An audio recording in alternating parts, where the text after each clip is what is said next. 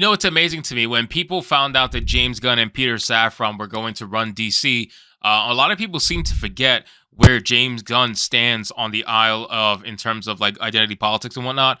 A lot of people seem to have forgotten that he is an extremely woke person, and to put all your eggs in one basket like that just because he's a different face from the previous regime is not very good thinking. And now James Gunn is showcasing that with his final send off for Marvel in the Guardians of the Galaxy Volume 3. Apparently, he is now defending the race swap of the High Evolutionary in the Guardians of the Galaxy 3 movie and accusing fans of having racist presumptions. Yes, they are doing this. They are always doing this. They love using, I'm telling you, man, they love using their black characters as shields. The black people in their movies are literally just shields for criticism.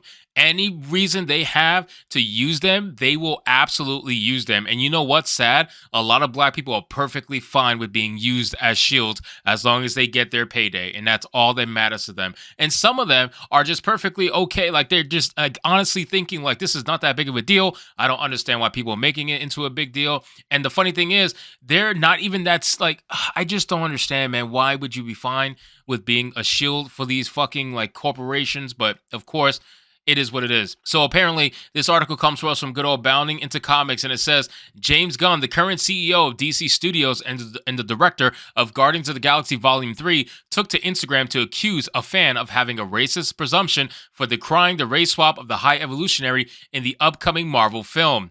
Gunn shared a photo of actor Chukwudi Iwuji, who plays the High Evolutionary in the upcoming film, to his Instagram, writing, "Can't wait for you all to meet this guy."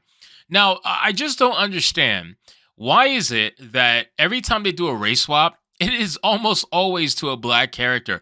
It's so weird, right? Because they want to talk about showcasing the world as it is, right? That's their main excuse for doing all these race swaps. And you would think that they would want to showcase some of the higher populations instead of the lowest population, but apparently that's not that big of a deal. No, they want to showcase the lowest population 50% or plus more of the time.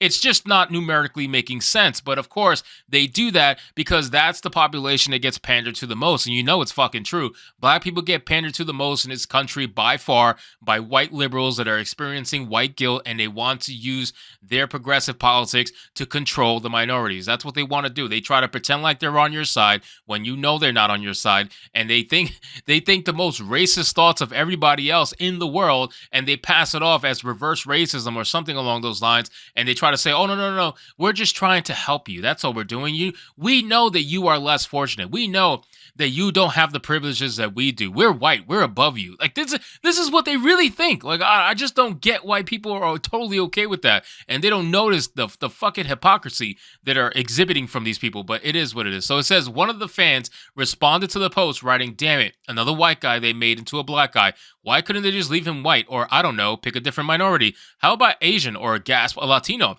How many Latinos and Asians in the MCU? Like total of 5? Or make him an Indian or something, because they don't and they won't. That makes them woke." The user continued, "Next time, a major character, hero, or villain will be a trans or homosexual or non-binary, when in comics they are not. Sad and pathetic. They're picking based on race and what's PC and not on acting and what's established." And well, that's the thing. We've seen, according to the latest report on the California law that they're trying to pass with the tax credits that these studios get, these studios are not going to get tax credits in California anymore unless they present to the government. This is a literal thing that they're going to have to present to the government, a list of not only their diversity hires, but also how they plan to add more diversity. They have to like literally come up with a game plan, and they have to stick to it and showcase it at the end of every year when they try to apply for their tax credits. It's fucking insane stuff. And they're not hiring like that guy said and commented. They're not hiring based on your merit anymore. They're not hiring based on how well you can act. They're hiring based off what you can provide for the check boxes that they need to check. Check boxes are a real thing now. To all the people who were like, "Oh no, you're just being racist. Check boxes don't exist, bro. That's not a thing. Like, come on, they were just the best for the role, bro. They were the best for the role. That's all it is, man. Like, you're just jealous. You're just a racist." Now it's official. Now it's literally a real thing. California is trying to pass it into a real thing because they're so proud of what they've been doing behind the scenes. Because let's be real, the whole checks checkbox hiring thing has been happening for a long time behind the scenes. Now all they're doing is that they're comfortable enough to talk about it up in the open. That's all they're doing. It says Gunn responded to this comment by falsely accusing the user of being a racist. He wrote, "I chose the best actor, period." Yeah, of course. That's always what they say. "And the best person for the role." Oh, there you go. I was literally talking about this, and that's what they decided to say.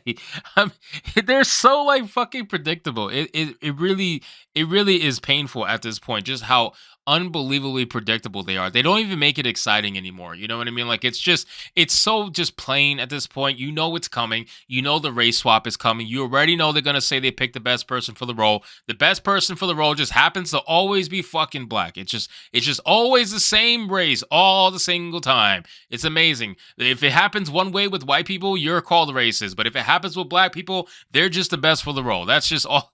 It's amazing. It says, "I don't give a shit what ethnicity Chuck Woodgie is, so stop with your racist presumptions on why he was chosen. And by the way, he's playing a guy who's almost always purple in the color."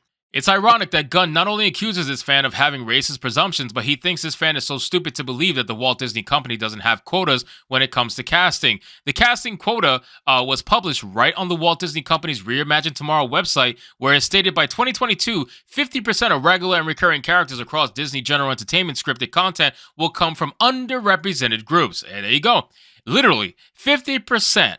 50 fucking percent. That is a massive, massive number, but that's what they want. They want to showcase diversity hires, and that's what they're going to do. And it's so unbelievably sad to know. It must be sad to know that you were hired to check off a box and like you're trying to pretend as if that's not the case. And I get it. Listen, get your money. Get your money at the end of the day. If Disney's going to hire you because your skin color is what they're after, I don't blame you for taking it. I wouldn't do it, but I don't blame you for taking it. You know what I'm saying? Like you're making your money, and that's perfectly fine. You do what you got to do, man. It says it's also quite galling to claim that he actually chose the best actor and best person for the role when he chose not to have Henry Cavill continue in the role of Superman for his upcoming Superman Legacy film. And that's a fact.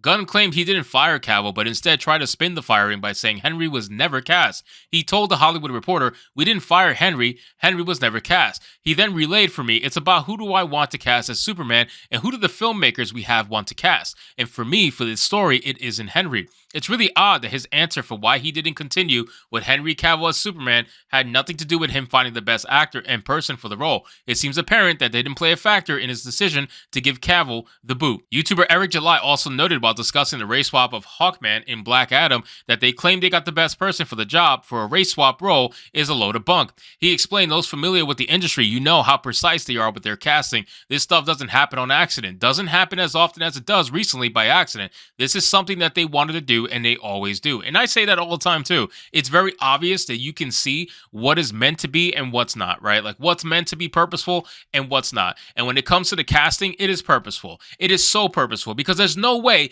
that it could be happening 24/7 the exact same way every single time unless it's purposeful. And that's the thing. They always want to say, "Oh, we picked the best for the role," but the best for the role 99% of the time is a black person. How is that possible? The only way that's possible is if it's purposeful. And that's the whole logic behind it. It says, "And it's because of the fact that they feel as if they have to do it," he continued. James Gunn admitted it. He admitted it. He specifically stated that something like 95% of the superheroes are white, so they have to do this. So it could be a reflection of our world today. That's why they do it. So he's telling you that this is an effort and that they try. They try to do this when they cast. It's not an accident. It's not. Well, he was just the perfect Hawkman, or this person was just the perfect person to play the character. They embodied what we envisioned the character to be. No, that was not the case. That had never been the case. It's never was the case. They have these guys playing these roles. They have them playing the roles by way of purpose. They went out of their way to do it. He reiterated. And listen, I agree with that 100%. He's not wrong. It's 100% true. You can see it a mile away. And if you try to deny it,